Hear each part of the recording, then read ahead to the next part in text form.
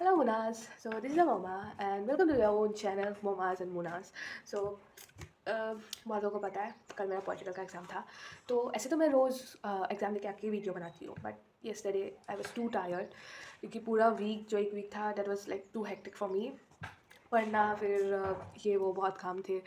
मैं तो चैप्टर पढ़ पढ़ के मतलब मैं पागल हो गई थी।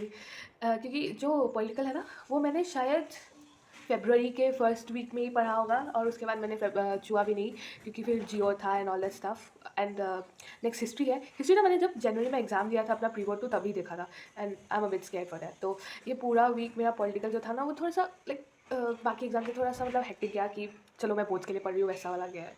तो जैसा भी गया मतलब मैं थक गई थी कल तो मैं आके वीडियो नहीं बना पाई। तो आज सोचा कि नहा के आई तो मैं बना ही लेती हूँ। तो ठीक है, तो मुझे मिला था सेट 1 एंड ऐसे तो मतलब होता है कि set 1 is the easiest one, but पता नहीं मेरे टाइम में क्या हो जाता है। I am not thinking it's hard, it was hard, but ऐसा जो एकदम पानी वाला होता है ना सेट 1 वालों को मिलता है लकी इनफ, तो वो तो मुझे नहीं मिला क्योंकि जियो का जो पेपर था ना सेट 1 वालों का लाइक अगर तुमने पढ़ा होगा ना और अगर तुम्हें सेट 1 मिला है तुम्हें टॉप होने से कोई नहीं रोक सकता वाला सीन था। लाइक पूरा बुक से उठा के दे दिया सेम क्वेश्चंस, मतलब वो होता है ना कि 5 मार्क्स का हम बुक से पढ़ के जाते हैं और वही वही क्वेश्चंस उठा के दे दिए। तो लक चाहिए उसके लिए। फिर दूसरी बात की जो मेरा पेपर था वो मेरे प्री बोर्ड से इस बार हार्ड आया था। Like pre board was like मक्खन। तो उससे थोड़ा सा मुझे लगा कि थोड़ा सा हार्ड आया है, मतलब ऐसे क्वेश्चंस मैंने हार्डली देखे होंगे प्री बोर्ड्स में। तो प्री बोर्ड्स बस लाइक सीधा सीधा क्वेश्चन, लाइक सीधा सीधा ऐसे होना तो ये चाहिए था कि प्री बोर्ड्स हार्ड आते हैं बोर्ड्स ईजी आते हैं, बट इस बार उल्टा है। कोई गल नहीं, जो हुआ हुआ। तो वैसा होगा ना पेपर। तो पहले हमारे सेक्शन ए में 12 MCQ आते हैं। तो MCQ के लिए तो मैं पूरा लाइक बुक पढ़ के गई थी, बहुत सारे वीडियोस देखे थे, बट कुछ कुछ ऐसे 2-3 क्वेश्चंस थे ना जो आई वाज स्टन्ड लाइक। एक तो ये कौन सा था, हाँ मतलब मतलब जो मैंने गलती किया है ना वो मेरी खुद की गलती है वटेवर।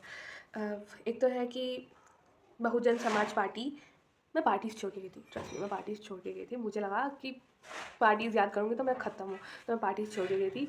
एंड मतलब देख के गई थी बट एकदम डीपली नहीं कि मुझे हर एक स्टेटमेंट याद होगा कि उसने ये किया था, उनका ये आइडियोलॉजी था। मुझे ऊपर ऊपर से पता था बट ऐसे आ गया कि स्टेटमेंट बताओ कि कौन सा नहीं है। अगर कौन सा होता तो मैं कर लेती, बट बाकी सब तो सिमिलर ही लगे। तो मुझे इसमें थोड़ा सा डाउट है 10 वाला क्वेश्चन। बाकी तो ठीक था बट एक दो में है, अब ढूंढूंगी नहीं मैं, छोड़ो। तो ठीक है, ए में ठीक है, और चलो छोड़ो। बी सेक्शन, सेक्शन बी आता है हमारा 2 मार्क्स का आता है वो।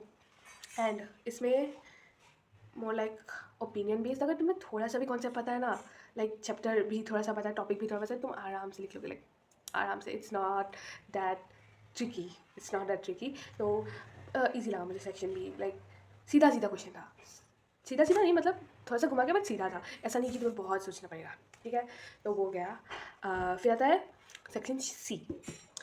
तो मेरी एक आदत है कि मैं ना क्वेश्चन पेपर रीड नहीं करती।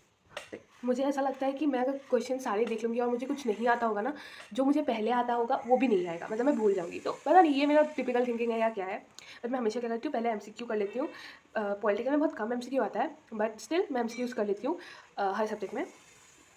फिर क्या करती हूँ, जब बेल बजता है फिर मैं एक तरफ से करती हूँ, फिर धीरे धीरे एक एक करके करती हूँ ताकि like I don't panic. Okay, like panicking is the least thing I want in my exam.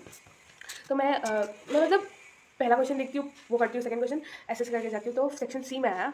Section C मैंने जब देखा मैं थोड़ा सा रुक गई, ये क्या था, ये क्या था। 4 मार्क्स का होता है एंड इट वॉज अबाउट कि पहला क्वेश्चन ये था कि 2 reasons that led to the mid term election to the Lok Sabha in 1980s। तो पहले तो बहुत थोड़ा सा सोचना पड़ा कि वो कौन सा फेज़ था।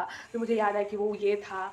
फिर ऐसे पॉइंट 2 बनाने पड़े मेरे को, थोड़ा सा सोचना पड़ा। मतलब ऐसा नहीं कि सेक्शन बी में जो एकदम तुरंत याद आ गया वो नहीं था। तो चलो गया। फिर 19 वाला मुझे थोड़ा सा ट्रिकी लगा क्योंकि 2 पॉइंट बोले थे एंड जब हम मतलब बोल देते हैं ना 2 पॉइंट्स तो उसको थोड़ा सा बड़ा करके लिखना होता है वरना थोड़ा सा मार्क्स कटता है। तो वो थोड़ा सा वो हो गया। और फिर आता है 20 वॉज ईजी। लाइक बोला गया कि explain the role of Mahatma Gandhi in reducing communal tension and eruption. हाँ वो ईजी था, कहानी लिख लो, बट पॉइंट्स में लिखना था तो मैंने पॉइंट्स में लिखा। 2 मेजर कॉजेस ऑफ ग्लोबलाइजेशन। मतलब तो पता है कभी कभार ऐसा होता है ना कि जो चैप्टर तुम्हें ईजी लगता है वही सबसे ज़्यादा हार्ड होता है।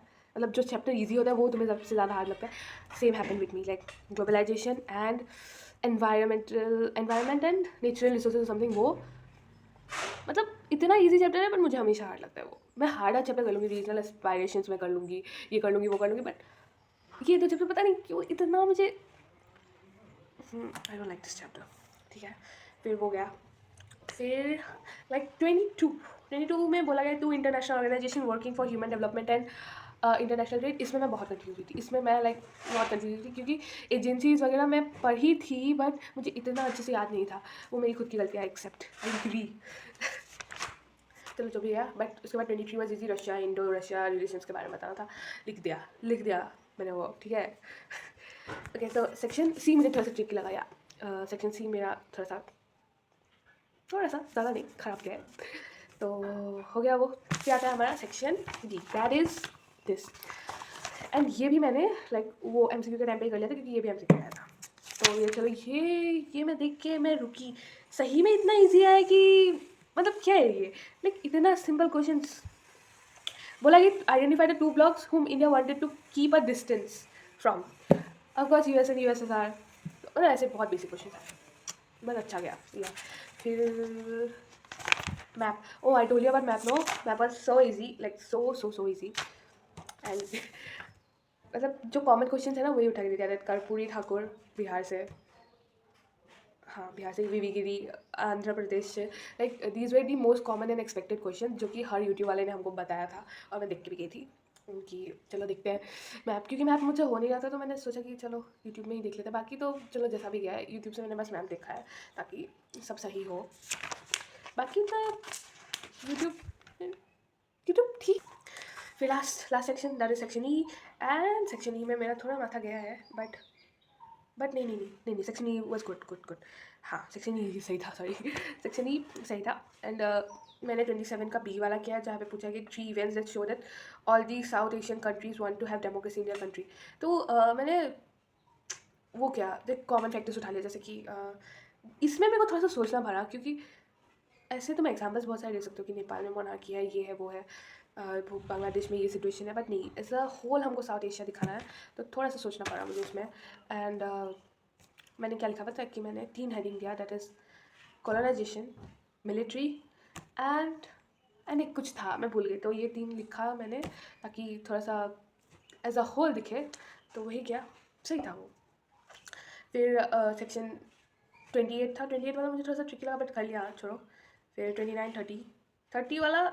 एंड कभी कभी ऐसा होता है ना, तुम्हें दोनों आंसर्स आते हैं and you want to give your best, and उस चक्कर में तुम्हें ऐसा लगता है कि मैं दोनों लिख दूँ, एंड वही हुआ 30 के साथ। 30 एक ऐसा क्वेश्चन था जो मैं पढ़ के गई थी, एंड मुझे दोनों आते थे, दोनों बट मैंने अपने दिल को समझाया कि जिसमें तुझे लगता है कि 1 मार्क्स भी ज़्यादा मिल सकते हैं वही लिखा है।